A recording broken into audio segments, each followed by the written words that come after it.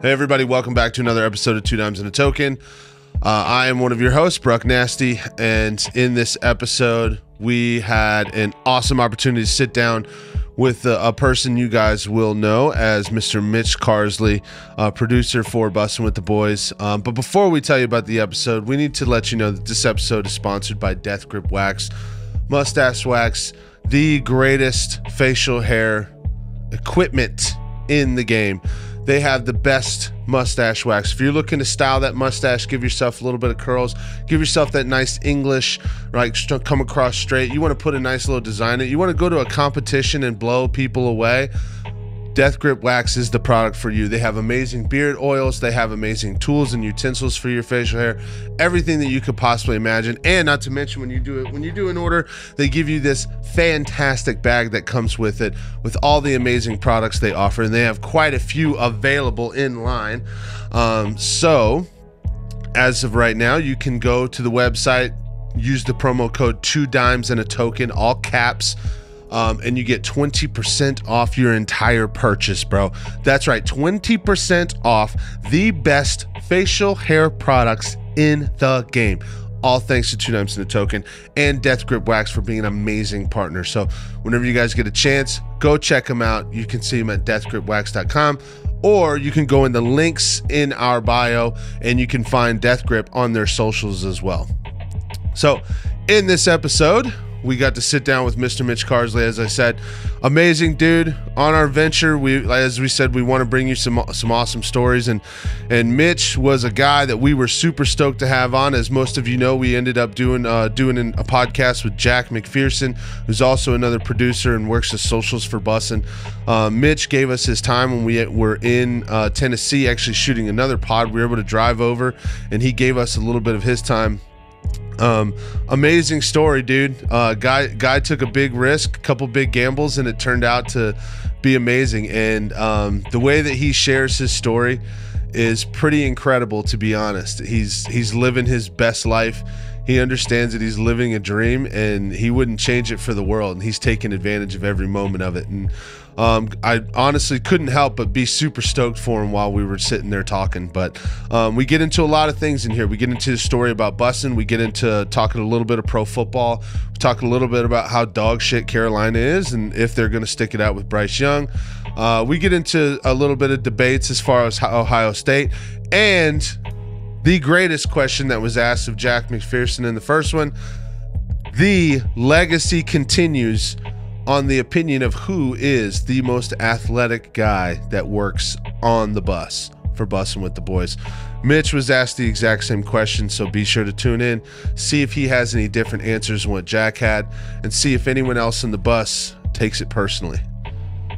I hope everyone else still comes on the bus after this, or from the bus is willing to come on our podcast at some point before we piss everyone off. But either way, it is a great episode. You guys are in for a really good time. So without further ado, make sure you guys go subscribe. Please hit the subscribe button. It's how we're able to stay alive. We are driving, flying, doing everything we can, going across country to bring you the coolest stories from people all across the world. We are super excited to do it. We have a passion for it. We want to hear everybody's origin story, but we also want to have some fun laughs, some great fucking times, and we want you guys to be a part of it. So please hit that subscribe button. Help us out. We love you guys. We appreciate you. And without further ado, check out Mr. Mitch Carsley.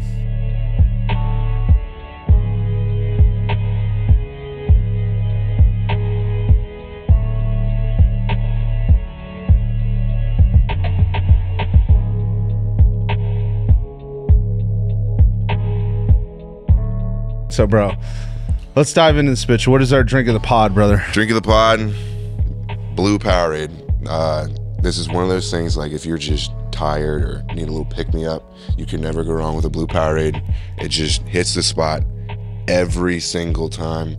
My roommate actually put me onto it because I'm more of a Gatorade guy over Powerade. Yeah. And then he's like, yo, you need to get into the blue Powerade game. So I concur with that assessment. Number one, when it first came out, I was in high school. Was it like 2004?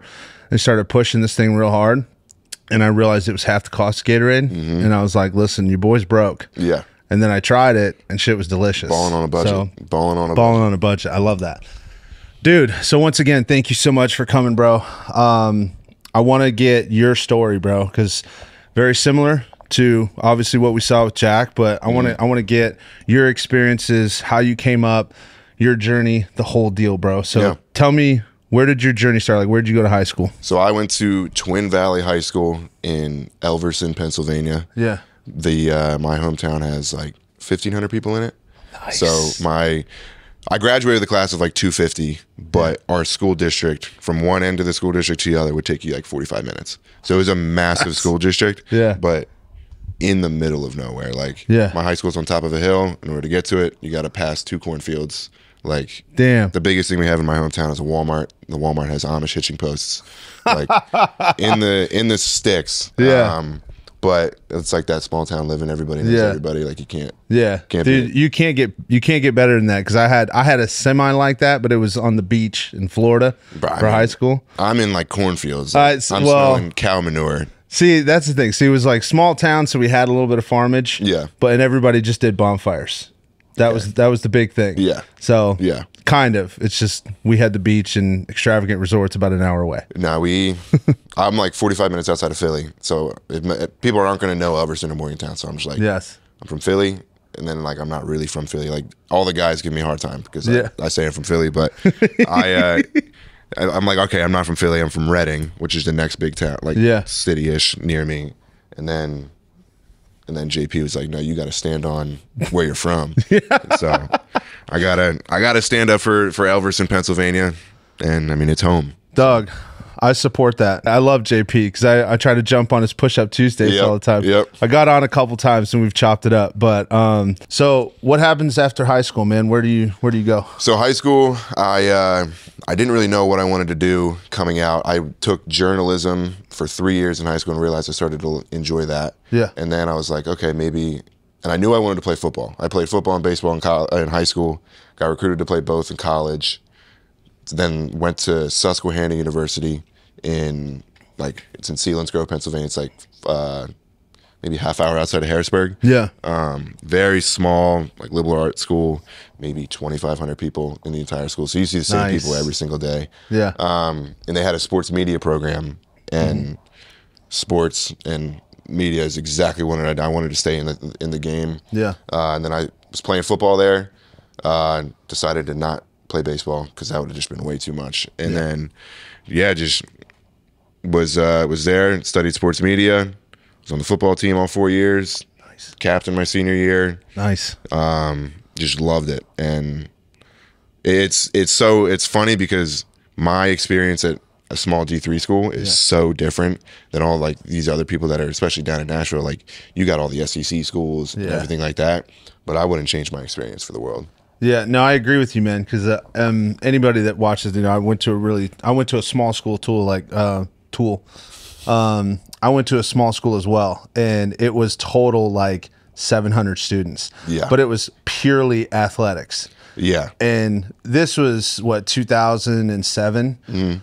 So the development of like Division II and Division III schools in Florida like wasn't there. Yeah, you either went to the University of Florida, FSU, Miami, or FIU or whatever, or you went out of state. Mm-hmm. So I went to one of the first private schools, and you're right though. The experience though, it was dope, bro. It's people like, oh, that just sucks. Like, you're going to school with 2,500 people, you're gonna see the same people. It's like, no, bro. You get it was elite. Yes, and you get I feel like you get so many more friends. Going to a smaller school because like you're just seeing the same people. Like, you go to a big school like Tennessee or like Florida, Miami, you're seeing somebody new every single day, and you're never going to see him again. Yeah. Like, that's one thing I loved about Susquehanna, was like the small, like homey vibe. Yes. And like, you have like smaller class sizes, so you get pretty close with the teachers. Yeah. Like, I've hit up a couple of my teachers before, and they'll like hit me up back like, hey, you want to talk to the class type thing? Like, always.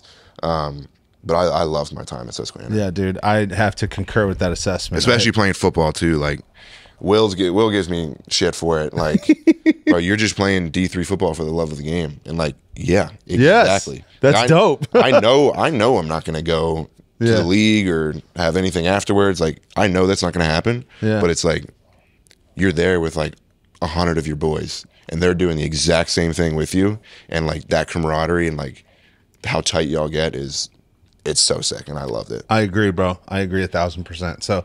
So when you're in college, you get into this sports media program, right? So what happens when you're done? Your senior year, captain, have a good season, graduate. What's your next step? I graduated during COVID. Damn. So we went on spring break. It was in Myrtle Beach. NBA shut down, and we were like, yo, should we go home? Like, we had no idea what was going on. Yeah. Got an email from our school saying, hey, we're extending spring break for another week. We're like, oh, sick. Like, sweet. You just get an extra break of off. Yeah. And then get another email, push it out another 2 weeks, and then we get an email like 2 days later, you're from home the rest of the year. Damn. And like that spring semester, your senior year, it's like you look forward to that as much like the entire time. And like yeah. And like we were super tight with the baseball guys, and like we were about to just like party it up with them. But yeah, graduated during COVID. The job market was abysmal. There was none. There was no job market, especially for us, like, or for like the media side of things. So I ended up working at a golf course that was my summer job. Yeah. Like when I went home for like 2 years, and just hated it. Really? I mean, it like I was with like two of my best friends. Yeah. But it's like you just went and got this degree, and now you're working at a golf course. Like, what are you doing? Like, you gotta have like that talk with yourself. It's like, what are you doing with your life, dude? But then you gotta realize like, yo, COVID's going on, and then so like a year and a half goes by, and one of my college roommates, we were like, yo, we need to get out of PA. Yeah. And we had a buddy who was already living in Charlotte, like we were talking about before. Yeah. He was living down there for like 4 or 5 months. We were like, let's just see what the job like market has to offer down there. He gets a job in a week, and he's like, we're moving. Yeah. So I'm like, all right. And then I spent the next 4 or 5 months just applying to at least 3 or 4 jobs a day. Damn. Didn't hear a thing. We moved down on a Friday. I accepted my job that Monday before. So like we were moving down there whether or not I had a job. Yeah. Luckily, I got a part-time job with NASCAR. Damn. Started out part-time there and just had to make ends meet. And it was rough, but that's how I got my foot in the door in the sports media world. Damn. So how long were you with NASCAR?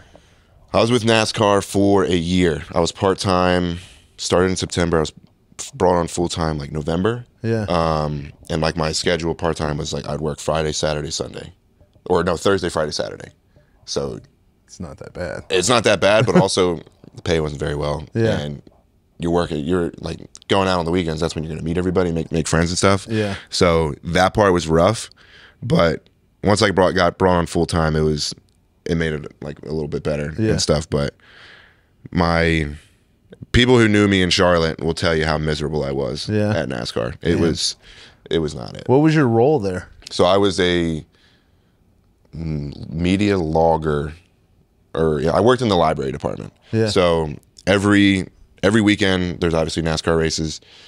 All of those like cards and SD cards get ingested into our system, and my job was to like annotate and take like and tag every single clip from every single race. So it was like what car is driving, what's the hood sponsor, what's the camera angle, what track is it at, what race action's going on, like are there fans in it, what is their crew, like pit crew, what kind of pit stop is going on, and just typing. Dude, I was like a zombie, just sitting in a cubicle, just typing all day long. That sucks. It was terrible. And like it just wasn't fulfilling at all. Yeah. But like I gotta be thankful for it, because I had that on my resume. Yeah. And getting that on my resume helped me get to where I am now. Yeah. So how did that come about, getting in with Bussin? So funny enough, I was on my lunch break at NASCAR, just scrolling through Twitter, obviously folling Will and the boys and stuff like that. And Will tweeted out, we're looking for a producer that can do this, and this, made a video, like the guy that just grinds, all this stuff. And I sent it to my girlfriend at the time. It's like, hey, remind me to apply to this. So then I'm thinking about it all day, and then I go home, and she like texts me like, hey, apply to this job. So got my resume together, like cover letter, write like an email, shot it out. I'm like, no shot I'm ever going to hear anything back. Yeah. Like the amount of people that are going to apply to this job. Yeah. And for me to hear anything back would be wild. So. Wait, a great example of that. You remember that dude that El Presidente posted, that kid when you guys were looking for like a new head producer? Remember that kid he saw at that gas station? Bro, Yes. I'm not good at anything, but yes, I'm for the boys. Exactly. He's like, we might need to hire this guy. But yeah, so then like 2 or 3 weeks go by. I get an email from Will and JP like, hey, do you have availability to hop on for like an interview? I'm like, yes, obviously. Yeah. So then I go do the interview. Interview's literally 10 minutes. Literally a 10-minute interview, and it's just Will sitting there, and JP's like off camera, and I'm like shitting bricks because one, I'm talking to Will Compton. You're like, holy shit, that's Will Compton. Yes, like, I watch you on your podcast every single day, and now you're talking to me. Yeah. What is going on? So that happened. Literally 10 minutes. I'm like, okay, there's no way I set a good enough like impression that I'm in 10 minutes that I'm gonna get anything back. So then another like 2 or 3 weeks go by. I'm emailing JP like, hey, like just bothering him, and I felt so bad, but like I wanted it so like I wanted the job so bad. And like he's like, yeah, like sorry, things are getting super busy, all this stuff. And then I go to a music festival, country music festival in Atlantic City. And it's like a 3-day music festival on the beach. Yeah. Sick. I'm like, if I'm gonna hear back, it's gonna be this weekend. Yeah. I hear back, hey, we're gonna have you do this little video project for us, like make some clips, like just whatever stuff.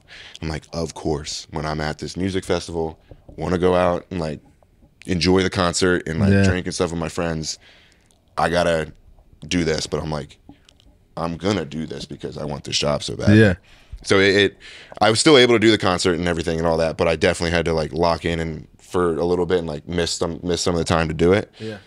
So I did the project, and then another 2 or 3 weeks go by. I'm like, yeah, I didn't get it. Fuck. And like just pissed. Like now I'm stuck in NASCAR again. Like I don't know how the hell I'm gonna get out of here. All this stuff. Yeah. And then I get this text from Will, and I'm like just working, and it's, hey, is this Mitch? This is Will Compton. Picture for reference. And I tweeted it like maybe a couple months ago, and it's literally a picture of him, like his old LinkedIn photo from like 2011. Yeah. Still has all the old teeth. Like his teeth are still before he got the new teeth. Like it just he looks like, I'm like, this is a joke. This is a joke. And I'm like, is this actually Will? And so I looked up that picture, and it's like, that is his LinkedIn photo. Yeah. And he's like, do you have time for a phone call? I'm like, yeah, for sure. Yeah. He's like, when do you think so we hopped on the call, like, when do you think you get down here? I'm like, as soon as possible, like whenever you need me, da-da-da. Yeah. He's like, all right, well, so between you and another guy, we'll be in touch in like a week or so. So then one day I'm walking home, I get the phone, I'm like a half a block away from home. I get the call. He's like, this is Ms. Will, we want to bring you on. And literally my first words were like, no shit. You're kidding. Yes. You're kidding.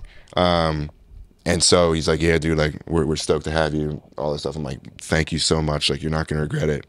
I can't thank you enough. Da-da-da. I sprint home because my roommate, and like he's been locked in on this stuff with me. Yeah. I sprint home, go walk in the door, like just energy. He's not there. Fuck. Yeah. But he was out walking his mom, like his family was in town, so he was out walking his mom's dog, and he saw me sprint in. Yeah. So he's like, all right, I gotta go. And then he's like, what's going on? What happened? Like as he walks in, I'm like, bro, I got the job.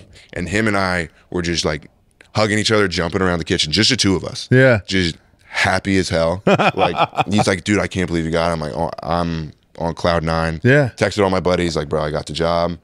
And I had like 10 days to move to Nashville. Shit. And figure it out. Yeah, like, I'm gonna make this happen. Called my parents. I'm like, I got 10 days to move here. Like, can you help me? They flew down from PA, packed up everything. Me and my mom drove out here, started looking for apartments immediately. Yeah. Left everything in Charlotte. And so my first weekend was when we went to Knoxville last season. And as I'm in Knoxville, my parents are packing up my entire apartment in Charlotte. Wow. So like they did that for me, got the U-Haul, drove it all the way out here. Like they did everything for me, and I can't thank them enough for it. But it was so quick. Yeah. Everything happened so fast. I had no idea what was going on. I was living in a hotel for a week before we got my apartment. Dude, that's insane. It was I'm very lucky to like have gotten this job, but like there's days where I'm like, I gotta slap myself and be like, dude, this is what you do for a living. Yeah. Like if you're like pissed off at just random stuff, you're like, you gotta reel it in, because everybody wants this job. Dog. Everybody, see, and that's the cool part. It's like legit, there's probably 20% of the entire country wanted to be on the sideline for the Notre Dame game, which is where you were. Like, that's dope. Dude, I gotta tell you, bro, it's like, I got fucking a little bit of chills doing that, like jacked me up a little bit. Because I know how you're feeling with that. You get that. Obviously, unfortunately, I've never had the pleasure of having that type of job, but at the same time, like, it's like you hit that dream come true. You're like, holy fuck, dude. Yes, literally. Yeah. That's insane, bro. What was that first day like when you walked in? I didn't know. I kind of felt like weird. Like I didn't know what the dress code was. So I kind of wore not like a button-down shirt, but like a nicer, like a shirt you like go out and get dinner in. Like a nicer shirt and like some nicer shorts. Yeah. Everybody's in shorts and a t-shirt, like just literally like they just came from the gym. Everybody's wearing Bussin stuff. And I walk in and I'm like, holy shit, there's the bus. Holy shit, there's JP, Jack, and Garrett. And like, this is insane. And before, like, the bus is in like a warehouse, and you would never guess that Barstool is like right there. It's so weird. But our Barstool, like Bussin, like the Bussin like crew is in a warehouse. Yeah. You would think it's like in a studio, like all this stuff. Oh yeah, I got you. My bad. And we go back to the desks. It's literally 2 pong tables with Jack or with Garrett and JP's computers on it. Yeah. And I'm like, this is where y'all work? Like, I was in a massive like corporate building for NASCAR, and now I'm working on some pong tables. It was wild, but it was sick. And like I wouldn't expect anything less, if I'm being completely honest. That's dope. And Jack was working out of the back of the bus. Like that was his little office area. Like it was like a weird little setup, but I'm like, I'm in it now. This is unreal. Yeah. And then was starting to learning some stuff, like just being in JP's ear. I'm sure I annoyed the shit out of him. Like, yeah, what can I do? How can I help you? How do you do this? How do you do that? But I mean, JP's the man, so he's not gonna. Yeah. He's gonna help you as much as he can. And like I was just doing the same thing with Garrett and Jack. Like, how can I help? What can I do? And within like 2 or 3 days is when we went to Knoxville. So like my 3rd day on the job, we're traveling to Knoxville, going to the Tennessee-Florida game. Yeah. I meet Theo Vaughn. I meet Caleb Presley. It's like, holy shit. What am I doing? I was miserable in like literally a week ago. Yeah. In Charlotte, and now I'm with all of these people on the field at the Tennessee game. Like, holy shit. I'm in it right now. Yeah. And it was like, I literally had to like, I didn't actually literally pinch myself, but it's like, dude, you're living your dream right now. It was an unreal first week or two, and then I finally like starting to get in the rhythm of things. Yeah, and everything like that. So you're coming up on you're past your year. Year and a month, actually. I think this weekend. That's congrats, dude. Yeah, that's fucking dope. Yeah. So in that time frame, dude, what would you say was the most like starstruck person that you were like, holy shit? Within my first year, yeah, probably Travis Kelce. Yeah. I'm a big Chiefs fan. Yes. And I remember. It was that whole meeting him was sick. But then they were here for Tight End U. Yeah. And they ran it out like a bar, and like we were invited for it because we were covering Tight End U and all that stuff. Mm-hmm. And that night was my birthday, so we went out, and I was with I saw like George Kittle, like T.J. Hawkinson, like, all the boys. God. And I took a shot with Travis Kelce, and he wished me happy birthday. And that was like the coolest thing of all time. That's dope, bro. And like you just wished me a happy birthday, and I've been watching you on TV for years, and like you're my favorite player. And the fact that like I'm hanging out with you, taking a shot with you and you wish me happy birthday is like, what is going on? That's it. Like it's like, dude. Yeah, like how do you explain it? Yeah, no, you're literally speechless about it. Like it's was unreal. God, dude. So what is it? Oh God, what is it like day to day? Just does it ever lose its like that stardom, or does it? You know what I'm saying? Do you kind of just get normalized with it, or? Yeah, and we talk, like the guys in the back talk about it. Like you meet these people and you're like, yeah, it's them. Yeah. But like you should be like, holy shit, it's so and so. Yeah. Like it kind of, you do get a little bit numb to that. Yeah. But you wish you didn't, kind of thing. Like we met Dana White, like we met Jeffree Star. I know, bro. Which is on like, who the hell? How would I ever meet Jeffree Star? And like we're like, that's him right there. Yeah. Oh my God. And it does. You do get a little numb to it, which kind of sucks, and you just kind of have to like reel it in, and be like, no, this is really cool. Yeah. But like the day to day, when you're like, especially during the fall, like in the trenches doing all of these new shows and stuff going on, yeah, it does get a lot. But like I said, I gotta, like, dude, pinch yourself. This is your dream job right now. Yeah, like, it is like cool. That's insane, bro. Yeah. That's insane. None of us that are watching this are jealous. At all. That's what I hate. Like, I don't want to rub it in, like, because I got a cool job, but it's like, and everyone's like, bro, you're not rubbing it in. Like, we're so happy for you. Like, that's really cool to like hear and stuff like that. So it makes me like appreciate the people you have around. Dude, it is, man. That's one thing that I'll say, especially when you have the right people and you have the right friends too, man. Because that's one thing. Like, for a long time, I was talking to my wife. I was talking to my brothers, who we usually do the podcast together. Yeah.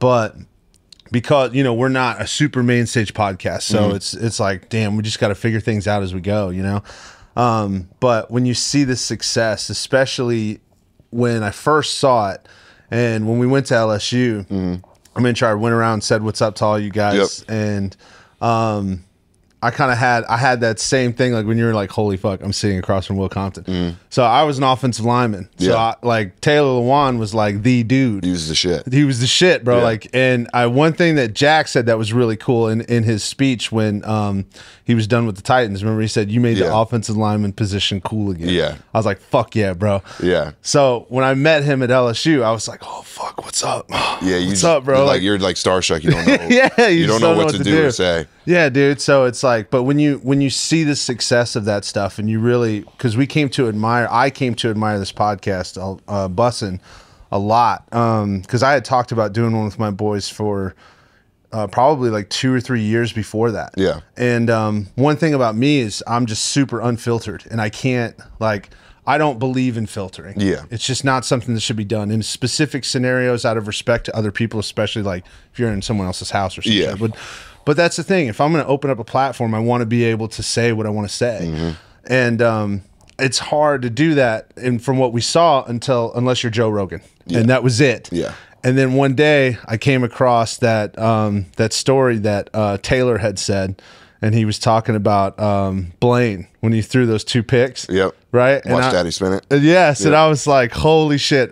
We said it as an inside joke for like 3 weeks. Yeah. And I was like, bro, I didn't know he had a podcast. Yep. So I'm looking up. It's honestly right about the time that you came on. Really? Yes. So I'm all of a sudden I go down the rabbit hole, and I'm like, holy fuck. You're in. Like, we can do this. Yeah. You know what I mean? So, and I'm like, so fuck it. It wasn't even a month and a half later. It was October 19th was our year anniversary for us. Damn, that's all. Congratulations. Thank you. I appreciate that. That's awesome. Like, well, when this comes out, we're probably at episode like 42. But I digress. I know. We're not here to talk about me.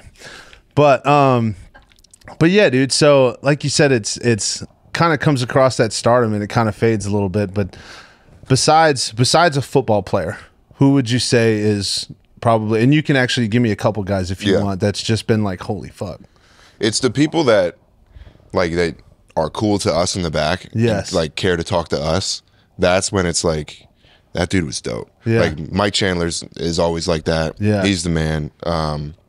Like we've hung out with him like outside of like Bussin and stuff, which is awesome. That's dope. I'm trying to think who else. Like Dana White was really cool. I mean, we do like a lot of like Bert and Shane. Yeah. Shane is a riot. I think he's funnier, like just hanging out with the boys, and he's on his stand up. I mean, his stand up's hilarious to begin with. Yes, it is. And he like his just little one off comments is just like we were hanging out with him in Notre Dame. Yeah. And Will, Taylor, Shane's all of Shane's boys, like the most down to earth dudes and the funniest people you'll ever meet. Really? And it's like, damn, how am I hanging out with all of these people right now? Dude, that's awesome. I gotta say, because we were coming over. I'm a huge fan of stand-up comedy. When I first saw Shane Gillis on there, I was like, get the fuck out of here, bro. That dude's dope. Right? That's awesome, man. So now obviously we talked about where you got in, what your year's been like. What would you say as far as, because you guys do fall and spring tours? Yep. Right? What would you say if you had to rank your top 3 school visits? How would that go? Because you've done quite a few over the last year. It depends, because when we went to Notre Dame for the Notre Dame Tennessee game, we were able to storm the field. Yeah. And then when we were able to go to South Carolina, no, it was Notre Dame Clemson, and then it was South Carolina Tennessee. We would storm 2 fields in like back-to-back weeks. Nice. Like that trumps anything, because you get to see that stuff. But I mean, being an Ohio State fan, going to Ohio State was really cool. And the LSU, we were talking about it before the pod. Yeah. The LSU facilities is insane. It's like a spaceship. Yeah. And like it was the locker room, then we went into their training room and their trainer, and the stuff that he was saying and the way he thinks about it makes so much sense. It's like, why isn't everybody doing that? The stuff like they literally they make stuff strictly for recruiting. Yeah. Like we watched like a short film about like LSU football, and it was strictly for recruiting in this like sick room. Yeah. And it was unreal. And like I said, coming from D3 to see that stuff. Yeah. It's like, how are you? Yeah. The disparity in it all is like one end to the opposite, the complete opposite. Yeah. And it's like, how do you go from that to then the NFL, where the NFL is probably nowhere near as nice as the LSU? No, I know it's not, because our guy who does it with us, I call him my brother. His name's Keon. He's a black dude, so every time we tell people we're brothers, they believe it. Yeah. But he's actually related to Levante David. Okay. Yeah, so they grew up together in Miami. No shit. And so he usually has some type of pass for like practice and stuff like that, and he doesn't really get too involved, try to go to the games or anything. But he's sent us some photos, and I'm like, damn. Yeah. I saw LSU's single cubby holes. It looked like a spaceship, like virtual reality. Looks a lot better than what the NFL has, which is crazy, dude. So you guys have embraced a lot more additional. We've added a couple shows, right? And you've embraced a lot more workload. So with your new shows that you guys have coming out, like, what is your specific role in those? So to the main pod, Bussin, I'm like the main person for that. Like, so I produce it, clips, like upload it to YouTube, all that stuff. That's all me. Like, that's my baby now, essentially. For the slips and picks and Bet the Bus, Bet the Bus, I'm like, I do all the clips for all the shows. So like in short of it all, that's like my main thing. But like for Bet the Bus, all the information that Will's saying to sound smart, is stuff I give him. Yes. So, I do take credit for that. Yeah. And then for the slips and picks, like I'll like cut it in the back. Yeah. But sometimes we don't use that because of you want to catch Delaney's little reaction or Taylor's reaction to whatever somebody said. And so like in long and short of it all, like I make just all the clips that come out. Yeah, that's dope, bro. Yeah. So I know we touched on it earlier, but I wanted to ask you on here, dude, what's it like now working in depth with Delaney Walker?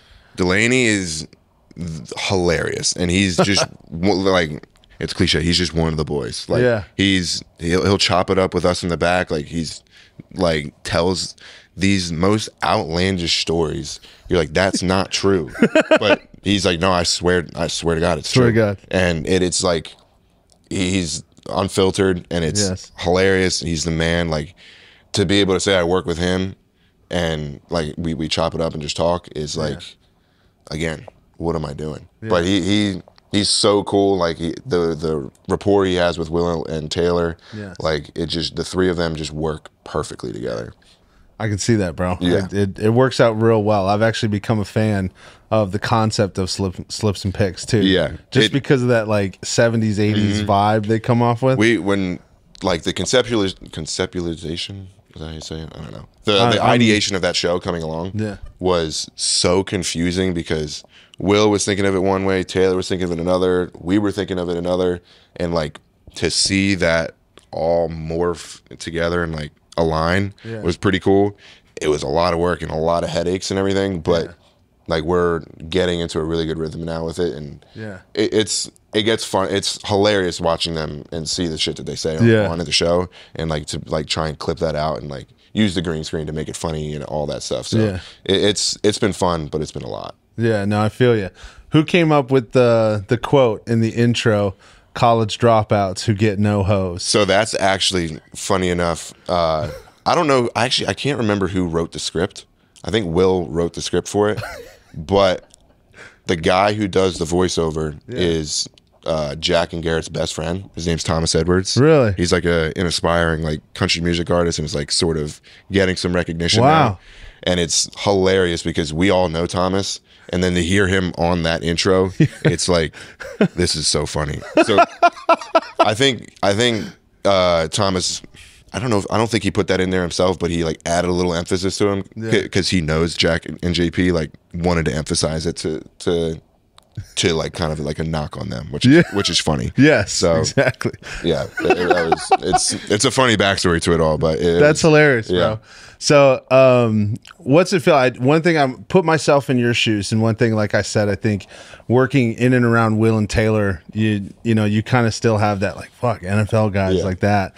What's it like to watch Vrabel come in and just like body bag him? Just body bag him, bro. We were all sitting on the bus because I think Vrabes was a couple minutes late, and they like Will and Taylor wanted to make it a point to be on the bus waiting for him, like to give him shit, and he flipped that on his head so quick because he walked in with a trash bag of Taylor's like stuff, and just immediately put that Will and Taylor in a blender and just made it like, no, I'm here and I'm running the show, and like they Will and Taylor even said like they felt nervous because it's like he's not our coach anymore, but it's like, can he get us? And like, is he going to yell at us and get us in trouble?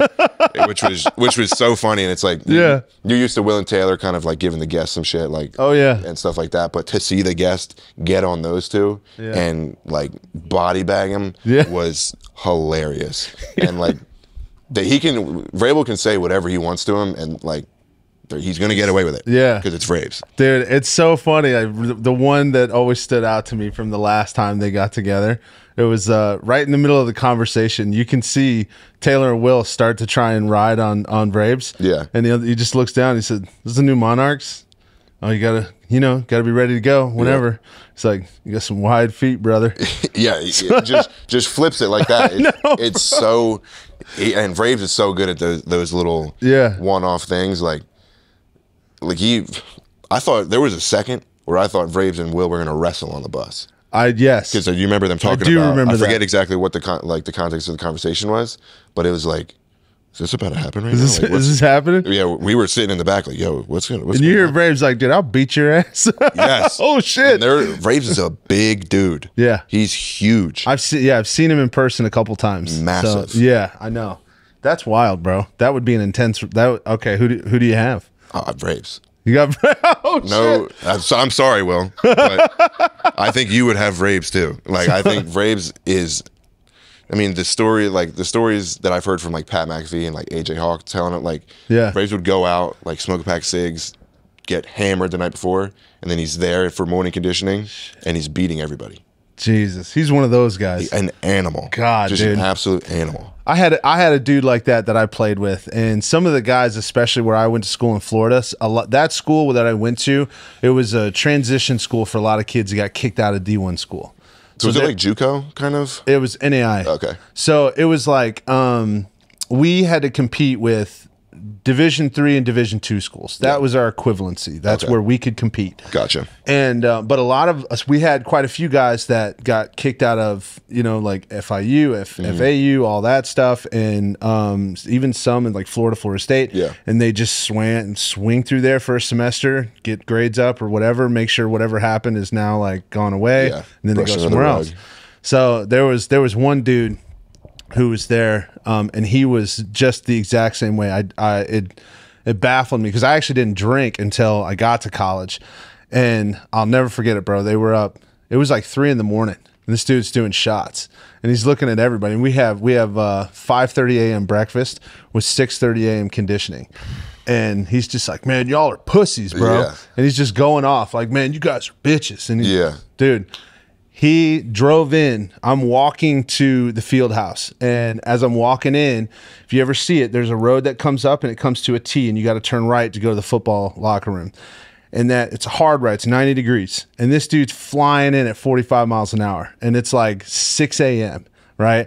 And I'm like, what the fuck is happening? He skids, emergency brakes, slams into the introductory like presentation wall that has points where things are, slams into it, and he's just like that. And I'm like, holy fuck. And I like run over to him like, bro, are you all right? And he just sticks his head up. He's like, woo! And he fucking slams the gas. And he was that type of dude, bro. He would kick everyone's ass in conditioning. That is, after partying all fucking night. Those people are just different breeds. I know, bro. There's literally no other way to describe it. Like, you're just a different type of person. Yes, dude. I concur with that. So having touched on now doing this, now I want to veer over to this question. I asked Jack a question in our podcast that I have a feeling I know what this question is. It stirred up a lot of shit with Taylor. Yeah. He's brought it up twice. Yep. I'm really proud of that fact. Yeah. Because as a small podcast, you got to take, I got to take my credit. Yeah. All right. Have to. So how would you say that Taylor's felt about that since that point? We literally did a thing on Bussins. Yeah. I don't know if you saw it. They were throwing the football. Yes. Dude, I used that clip. Yeah. And I was like, hey, I actually used a clip. I made something from it. I was like, it's official. 2 Dimes and a Token is a top 5 podcast. Yeah. And then I played it.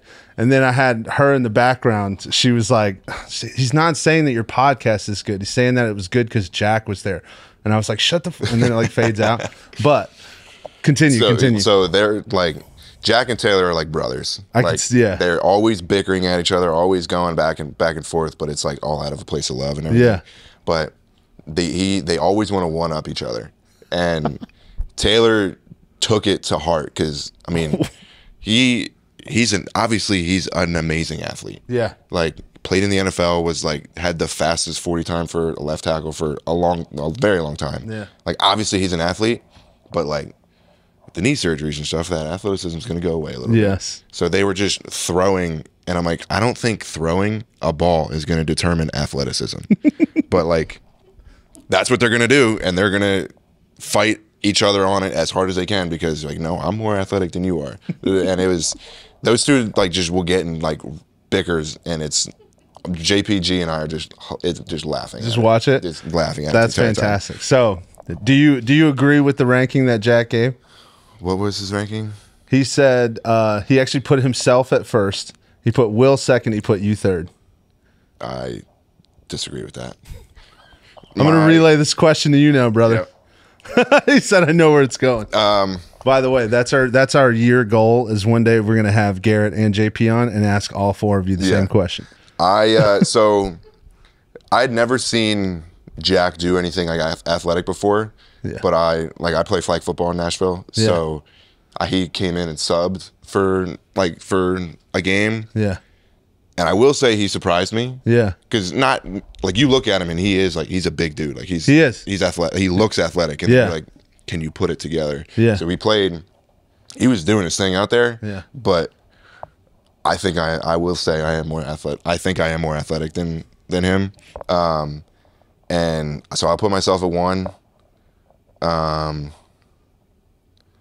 I'll keep Will at 2, and I'll put. The thing is, like, I've never seen G. or JP like do much. You've never seen him in action like that. Yeah, like G's one of those guys. It's like he's good at like he's just very accurate throwing football. Yeah, like very accurate with like lacrosse because he played lacrosse growing up and in college. Yeah, like it's the little things like he's pinpoint. And then JP, like he can kick. He was a kicker in high school, like, and he played soccer, so I know he's athletic, but I've just never seen anything, so it's like tough. Yeah. But I'll put Taylor at 3 and Jack at 4. Damn. So I know I'm gonna get shit for this, when this comes out. But so, I'm prepared to take it. So what you're saying is Jack is technically an honorable mention. Yes. That's a good way to put it. That's a good fantastic, bro. I love it. We got our clip. We're done. That's it. Yeah. No. So for anybody that hasn't watched the first one with Jack, that question is rank the top 3 most athletic people on Bussin' with the Boys. So, and that's in terms of all levels of athleticism across every sport. So I appreciate you answering that. We kind of not, I guess it's not a running joke, but like we have all said as a podcast, we will challenge any other Barstool podcast or any podcast out there, and I think we are the most athletic podcast. There's no doubt about that, bro. I mean, if you've watched all the other ones, it's like, what, you're telling me Dave's gonna go out there and do some shit? Like, come on, bro. Like, or Big Cat?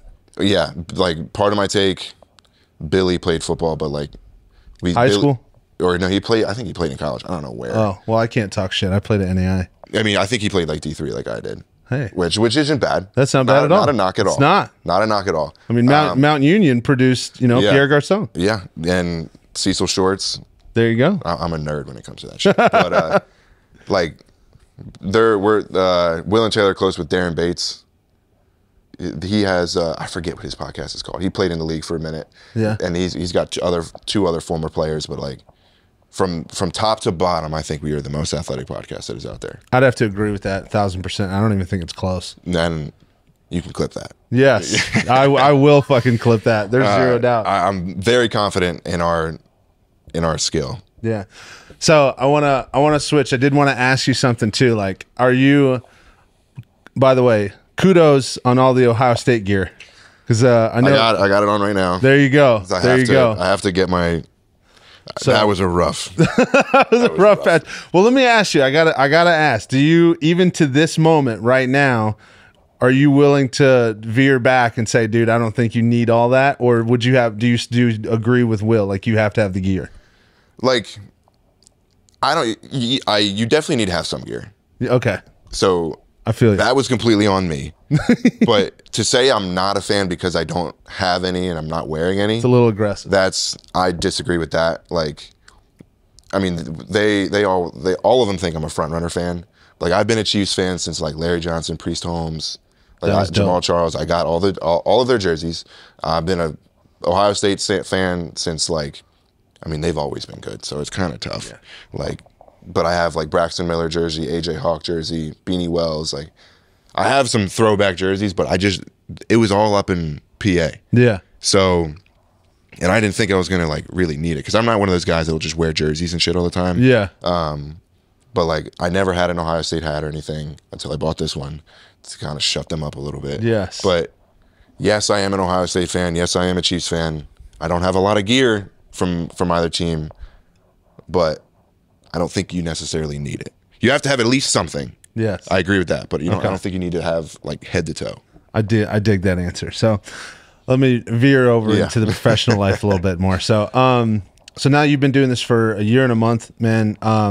What do you feel like your next steps are going to be? Is this something that you're like, no, I'm whatever it takes for the next 5-10 years, or do you see yourself venturing off and possibly doing something of your own? That's something I've been kind of like thinking about a lot, like not to do anything anytime soon, but it's like you have this opportunity with Barstool, with Bussin, with a major brand, and to say you were a part of it and help grow it is like an amazing experience. And like, I love all the guys, like, and everything like that, and I love my job, but it's like, do I see myself here for forever? Like, do I know what's Will and Taylor's plans once their contract is up with Barstool? Like, what does all that look like? So it's like, I've sort of been thinking about it, and like, I don't know, I'm not necessarily in love with Nashville. quite yet. I mean, I've been here for a year, so I might need like to give it more time, and it might be where I'm living. Like I'm living downtown, so there's just tourists and stuff everywhere. So if I move like maybe in like East Nashville or Midtown or somewhere else, I might enjoy it more, but I'm not like loving it quite yet. And I don't know, like being a Northeast cat, like I do foresee myself moving back up there because that's where all my family and friends and stuff are up there. So it's like juggling that. I have an amazing job, everything, love it down here, but like I don't necessarily love the location. And it's like, do I leave that for a job that I may not like as much, but I'm happier up there with like my family and friends. So it's like, it's that tough balance of trying to figure that out. And that decision's not coming anytime soon. So I don't have to like stress about that, but it's like, it is something that is in like the back of my mind. It's like, where do I see myself and what would I want to do if it's like not Bussin kind of thing. Yeah, no, I feel you, man. And I think it's a lot more difficult of a decision, especially like obviously you're like you said, you're nowhere near that point of making that decision, but you kind of start thinking about the future. And with a job where you represent a brand like where you're at, I mean, I got to be honest, from the outside looking in, like millions of people would look at you and be like, why would you ever leave? It's amazing. It's amazing. It's amazing. And that's like something I think about too, because my friends are like, if you ever leave this job, we're gonna like beat the shit out of you. Yeah, I know, right? And like I get that, but it's like it's also there's like, other stuff that goes into it. Yeah, and at the same time though, it's like you have a great opportunity. I think one of the things that Will actually said in another podcast that he did individually, where they got Will started, and I feel like a dick because I can't remember the name of it. I feel like I remember which one. Yeah, I but forget what it is. He said it. He said he took advantage of his moment because he was still in the NFL. He's like, if we're going to do it, now is the time, because you're on a platform when you're there, and it's a lot easier than.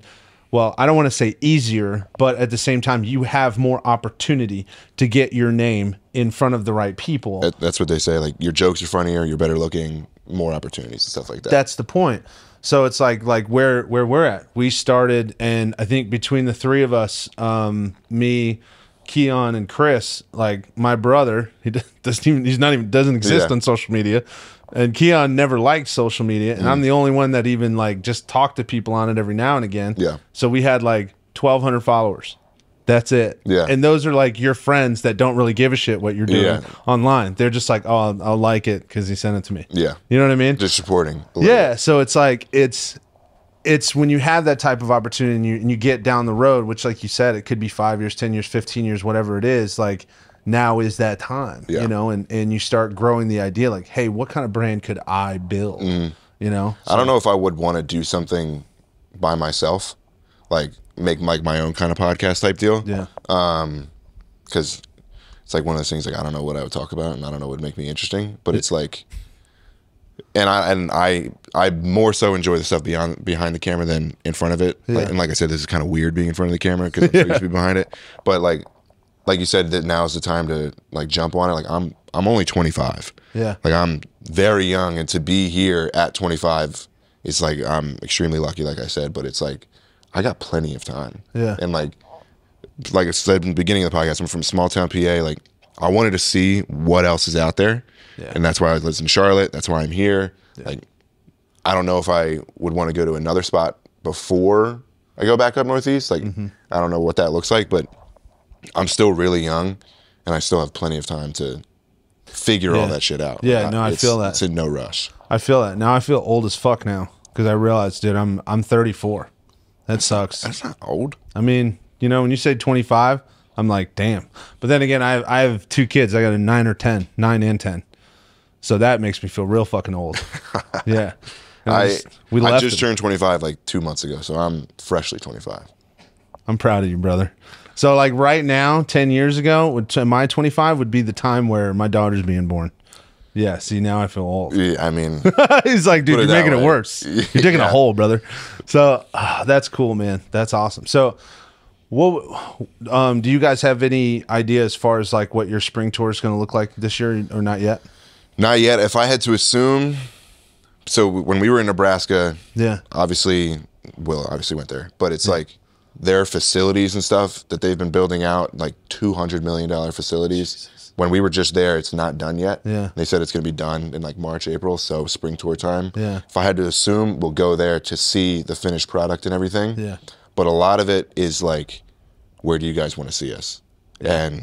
And being from PA and like you got Penn State football, yeah, I've been pushing for us to go up there because I think the whiteout, I've been to 2 whiteouts. That's dope, bro. That atmosphere is unlike any other. Yeah. And Jack always says like, no, like Tennessee Stadium's louder. Like, I've been to Tennessee for Tennessee, Florida last year. It was loud. Yeah. But it was not like, it did not compare to Penn State, Ohio State when I was there in like 2014 when they went into overtime. That 110,000 people just screaming, bro. Like you can't, your ear, by the time you're leaving the stadium, your ears are ringing. Yeah. Because it's so loud. Like I want to go up to Penn State and show them that.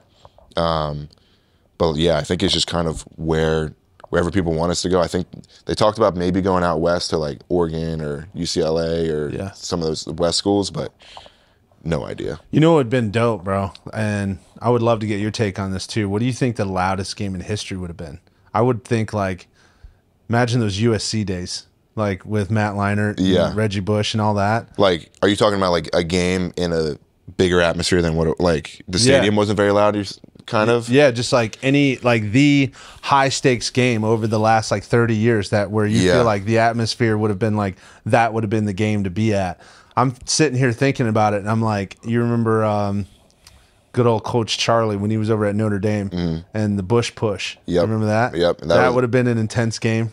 I don't know why it popped in my head because it was loud, but the Johnny Manziel Alabama game, my God, was probably insane. That had to be insane. I mean, I'm thinking of more recency bias, but like the Penn State blocked kick against Ohio State a couple years ago, that was insane.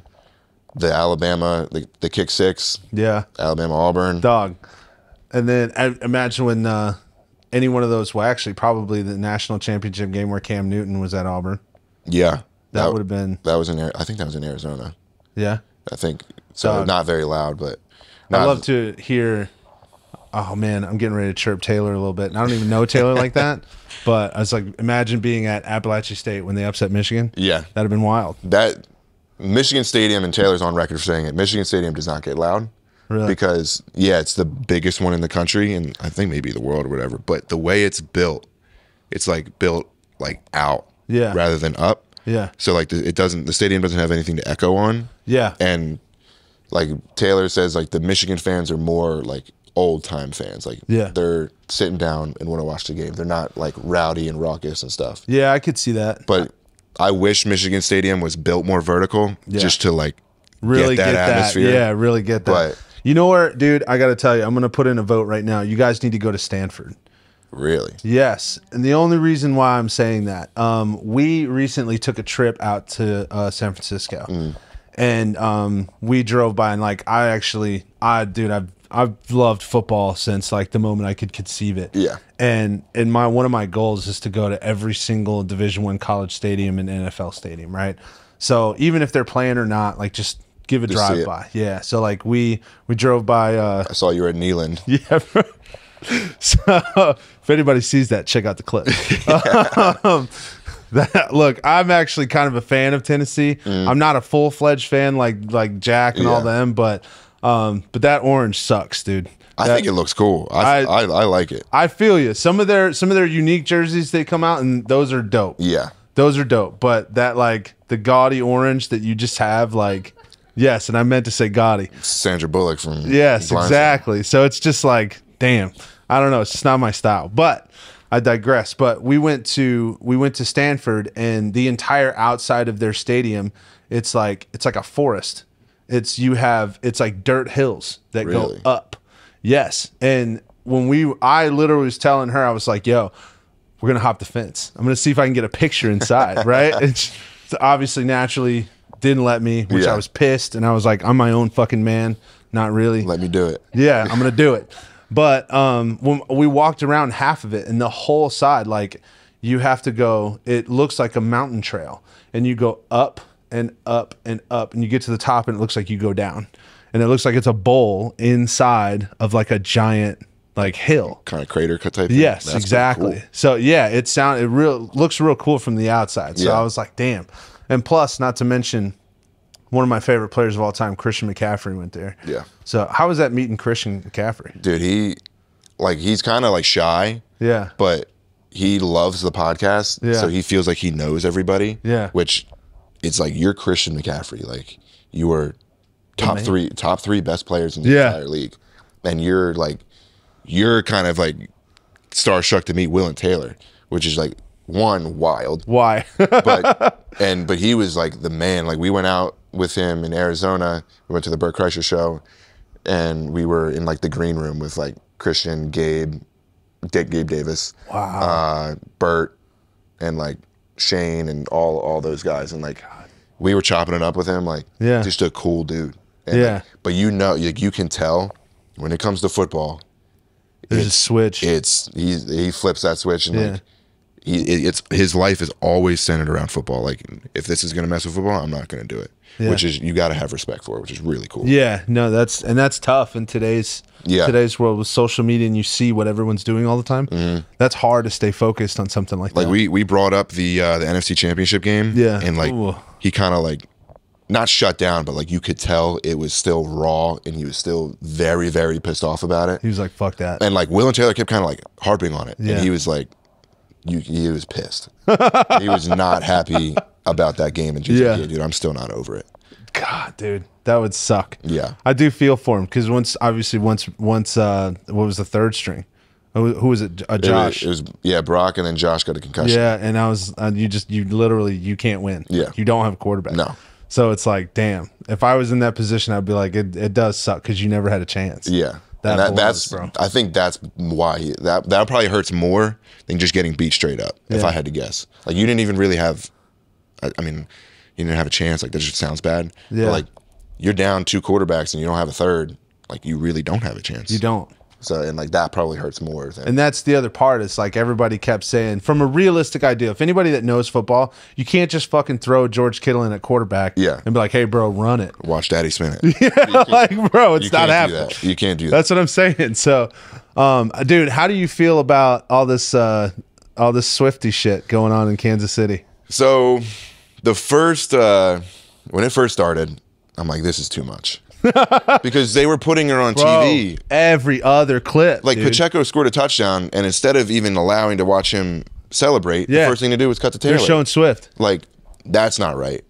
But now that she's been around a little bit more, and like they're doing it a little bit more tastefully, I mean, you got to respect it. Taylor Swift is one of the most powerful like women and people in the world. Yeah. And that now that she's dating Travis Kelce, like one of my favorite players, it's like, all right, I have to love it. Yeah, I gotta like you like now, but yeah, it's cool. Especially like what I don't like is like all the Swifties coming into the football and like, what is this? This is dumb. Like not understanding football. Yeah, it's like this is our game. That part's irritating. Yeah, like you guys can embrace it. Yeah, or if you can either embrace it or just leave it be. Yeah, do your thing. What'd you think of the Swiftie Mrs. Mahomes handshake? Since that's a huge topic on SportsCenter. I mean, it was bound to happen. Yeah. And it low key makes you like Britney more. Yeah. Like, because she was just getting ripped apart because of the stuff that she was doing. She was just being so obnoxious. But yeah, I think the funny part of that handshake is Jackson like getting into it, like finding his way in there just to be a part of it. Like that's the part I found more funny. Bro, that's dope. That is hilarious. So what has surprised you? I know kind of going into a little bit more football because I'm a kind of a football nerd too. But what has surprised you the most about this particular NFL and college season, or the teams that have surprised you the most? The parity in NFL is just this year doesn't make any sense. Yeah. Like the Browns are 5-2, the Vikings are 2-5. Like Vikings won 11, 12 games last year. Yeah. And the Browns sucked. They were 8-0 at one point last year. Yes. Yeah. And it's like, how is that happening? And it's like, I mean, you obviously know like the 49ers, Eagles, Chiefs, they're going to be good. Yeah. Like the Bills struggling for a little bit was very odd. Yeah. I'm trying to think. Like the Titans struggling right now is like they're with Vraves as their head coach. You know they're gonna figure it out at some point. Yeah. Considering their schedule, I would say I'm surprised. Yeah. Because there's a couple games that they dropped that it was like, how do you do that? But Yeah. and like, I mean, you feel bad for the Panthers. Sorry, we didn't bring it up. Yeah. When we're talking about this. What the fuck, you gotta feel bro? bad for them because like they just haven't hit on their draft space. It's the see. I keep telling people it's like, guys, we either fucking hit or we just totally miss. Like same thing. Like when like everybody thought when we drafted remember Dwayne Jarrett from USC. Yeah. Everybody thought that was going to be the guy, Bust. and massive bust. And but when we hit Julius Peppers, Yep. Luke Kuechly, Steve Smith, I was gonna say I feel like you guys drafted Steve Smith. I feel like Luke Kuechly kind of screwed you guys a little bit. But yeah. you got to respect his decision because of like brain and everything. Yeah, but yeah. He still had another 6-7 years in him. I agree. Health over everything, and like I understand it. Only putting in 8 seasons, and like he's saying that he felt like he couldn't compete at that level anymore. Yet the year that you left, you still posted 136 tackles. Probably all pro. Yes, probably all pro. And it's, either way, like I get it. Health and all that stuff's way more important. But when that came out, bro, I was hot because that was the same, if I'm not mistaken, that was the same year we were 6-2, and we went in to play the Steelers. And like first quarter, Cam tore his shoulder again. Okay, I remember. We ended up losing like 50-7. Yeah. Because we went down the field on the first drive and just dominated. Everyone was like, Carolina's about to do this thing. We're about to dice these kids up, right? And then we got absolutely fucking stomped like the remainder of the game. And it was like that was the season. And then at the end, you had Kyle Allen coming in for Cam to throw more than 30 yards. Yep. And it was like, dude, it's a shit show. Like, what are we doing? I know that was. It was rough, dude. It's tough, but like you said, and I think the big thing with Carolina going back, like they need to do whatever they possibly can to make sure they support Bryce Young, because No doubt. what they gave up to give him, everybody's already talking about it coming back, and they're already getting into talks about how that second round pick that we got for Christian McCaffrey went for Terrence Marshall, and how he's saying he's not panning out, and all this other stuff, and it's like, holy shit! You got to give him a couple years though. I agree, because Terrace is third year. Second. Yeah, so you got to give it a year or two to like let them like learn the system, learn the NFL, how it works. But like, who was your guys' quarterback last year? I mean, you pick one, Baker, Sam. Yeah. Like, so I mean, you get we like had PJ Walker hit that bomb to DJ Moore that in was Atlanta. sick. But like, you don't have the best people throwing you the ball, so it's like, how can you say you haven't panned out yet? Like, you gotta. That's what pisses me off sometimes. Like, oh, this person's a bust. Like, no, give it a second. Yeah. Let them do their thing. Let them get adjusted and acclimated to the NFL life and like the systems and learning the defense. Yeah. And then give them an assessment. I'm still the type of dude where I agree with sitting him for the whole first year. Like, I'll be honest, I would have started the Red Rocket.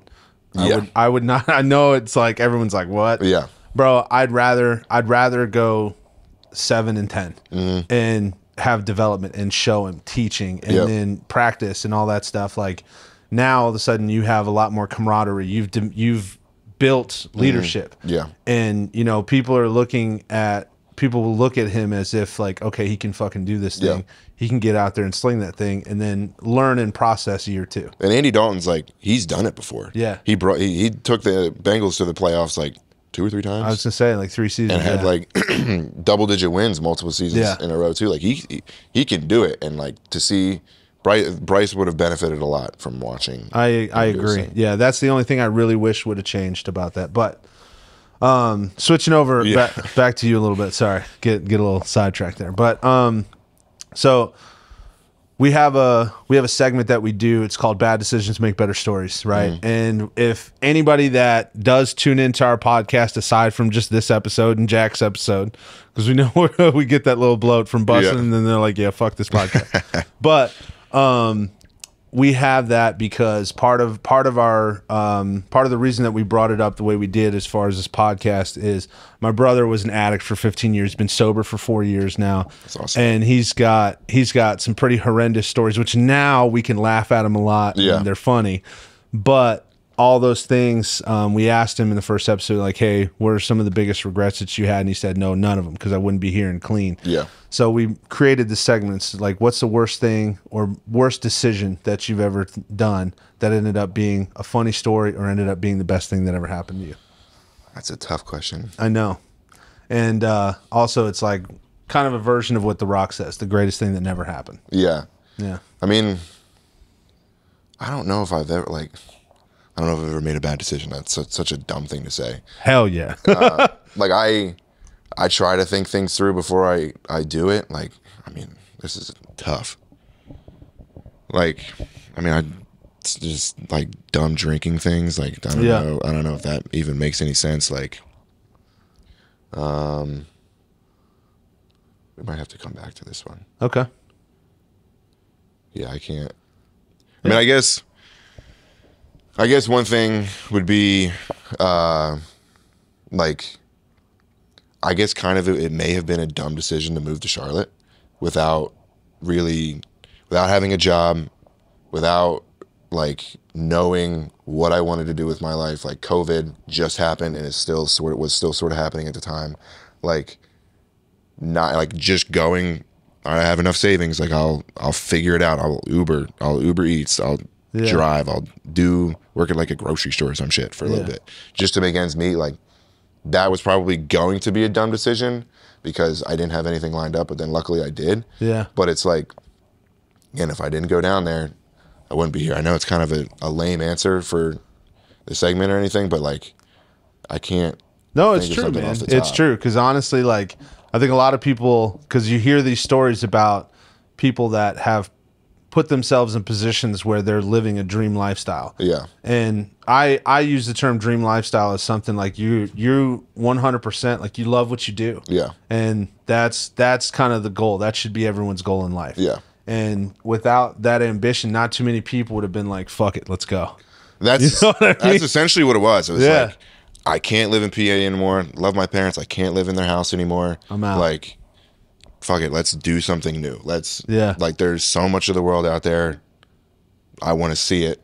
Like, there's so much more than my little town in PA. Like, I gotta see it. I gotta go out there and explore. Yeah. See some things. And like, I went to Charlotte, made a bunch of good friends that I'm still friends with. One of them is now down here in Nashville with me. It's like, I would have never done any of that if it wasn't like a bad decision, I guess, to say, fuck it, like, let's move down to Charlotte. Let's do it.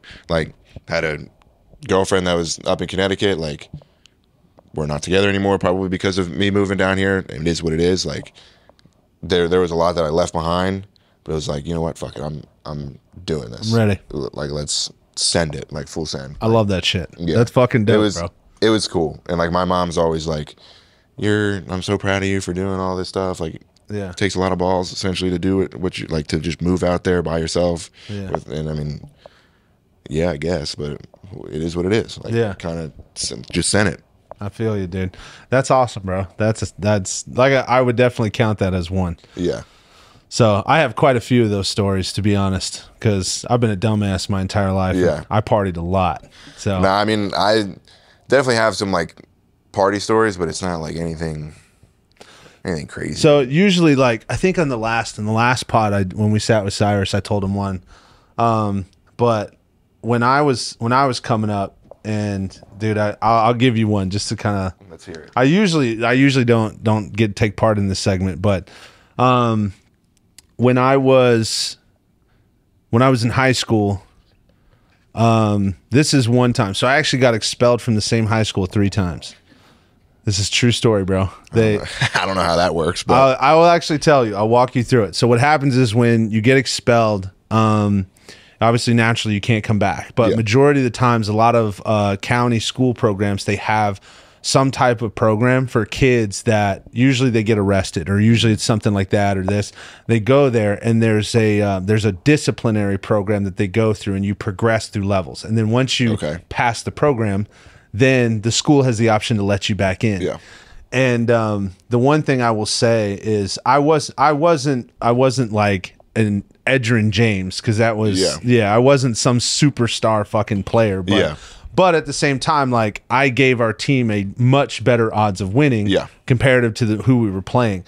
So the first time I had to go through the program, but for me it was always dumb, like just stupid, like I graffitied the school one time, and I mean that's an expellable offense. So, and then there was the other one where we brought airsoft guns. I put them in the back of my trunk. The night before, we went out in the woods and we were shooting the shit out of each other. And I left them in my trunk. And then after practice, or it was like a workout, and it was my junior year. After a workout, me and my buddy, I was getting ready to drop him off, and I was going to go work, and I was a cook at a bar. Yeah. And he popped the trunk, throw his cleats in there, and there's like 10 airsoft guns in there. So he starts taking them out, he starts shooting each other and all this stuff. And we end up seeing the baseball team, who I was one of those, like, I was just a network kid, bro. Like, I had friends in every clique. No doubt. You know what I mean? No doubt. So, so I see the baseball team coming, and there's like 8 of them piled in this Jeep with no doors. I'm like, bro, hop in. Light them up. It's happening, bro. So we drive by, and I'm in this like 92 Grand Marquis, a boat on land, bro, and it was blue. When we roll the windows down, they're like, yo, Bruck, what's up? Like when Kevin Hart, when he's like, yo, Kev on the bus, what up, Kev? Yeah. Like, they're going ham, and I'm just leaking. I'm like, leak that bitch out, right? And they're like, oh shit, just fucking light them up. Yeah. Drove off, dropped my buddy off, came to school the next day, and the driver of the fucking Jeep ratted me out. What a bitch. I know, bro. I called him a pussy the rest of his life. But I digress. They ended up asking me for it, and I was like, bro, I'll give them to you right now. And they're like, is it a weapon? And I was like, no, bro, it's a toy. Yeah. And so I gave him the pellets. I was like, look, you can crush them with your fingers, right? And I was like, it's a clear, it's not even a black gun or any type of camo or anything. Yeah. It's a clear gun. It's not anything bad. Yeah, it's a toy. Yeah. And they were like, all right, we appreciate this. Like, all right, we'll get it figured out. And I'm like, all right, cool. And then I got a call 24 hours later. They were like, yeah, you can't come back. Damn. I was like, what the fuck, dude? Yeah.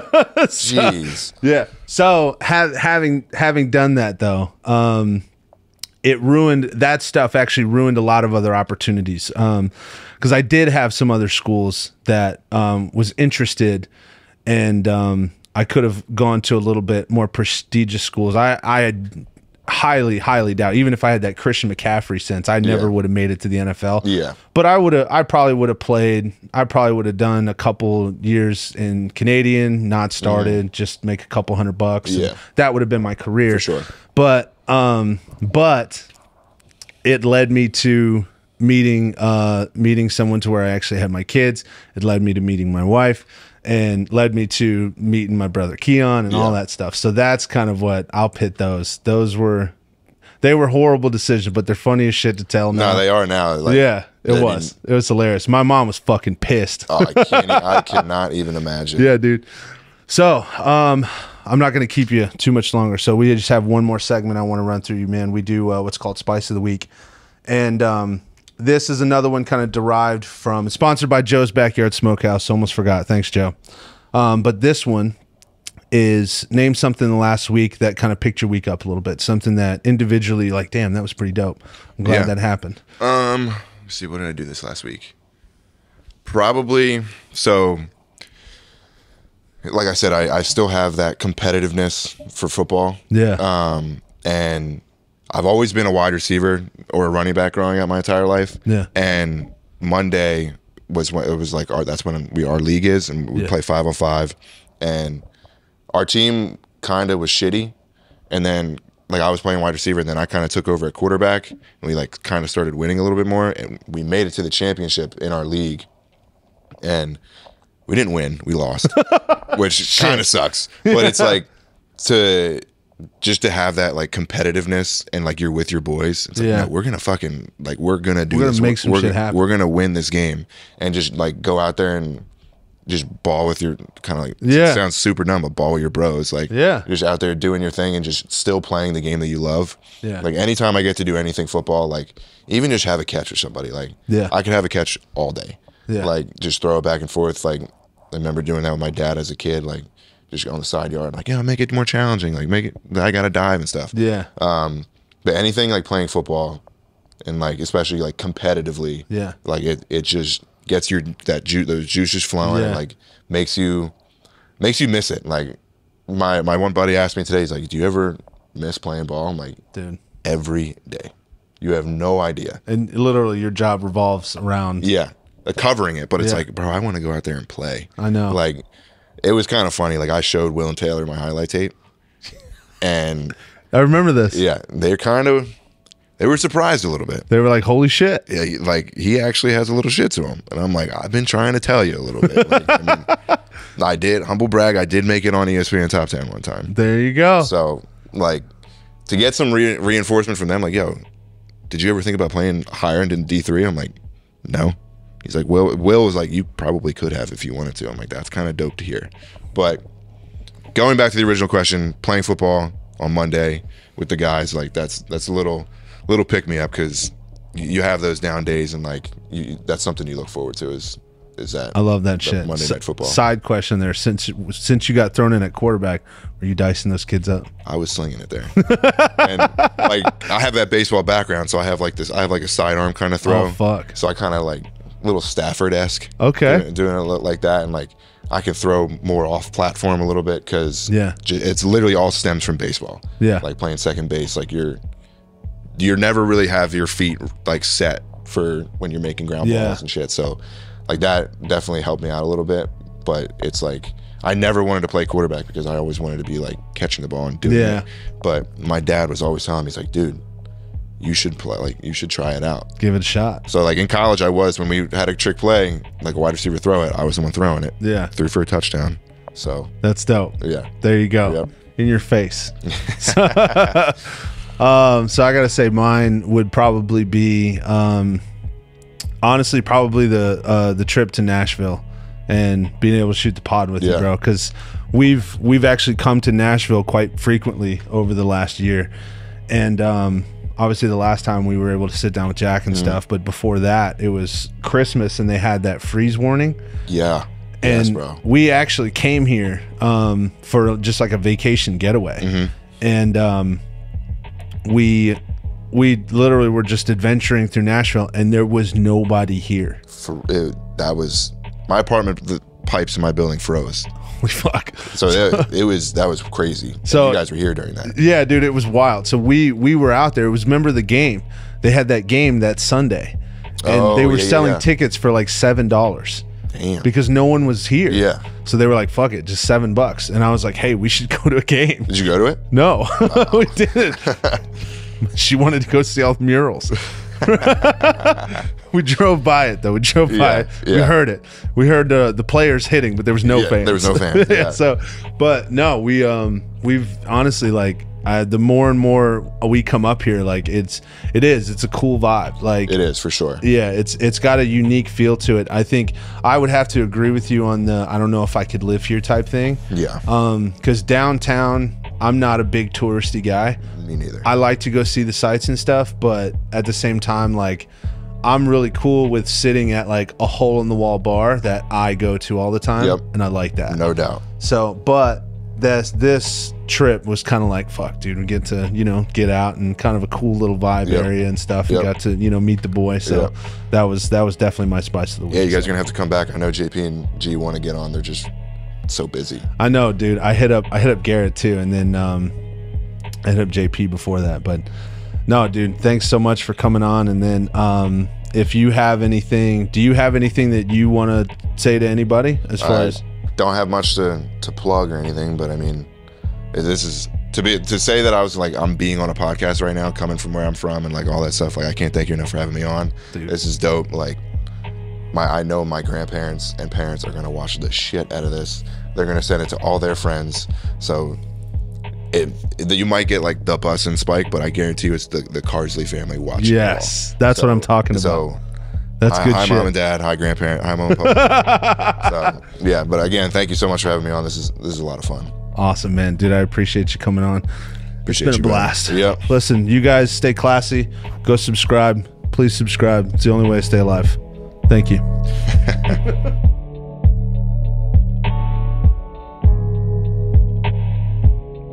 times in a token.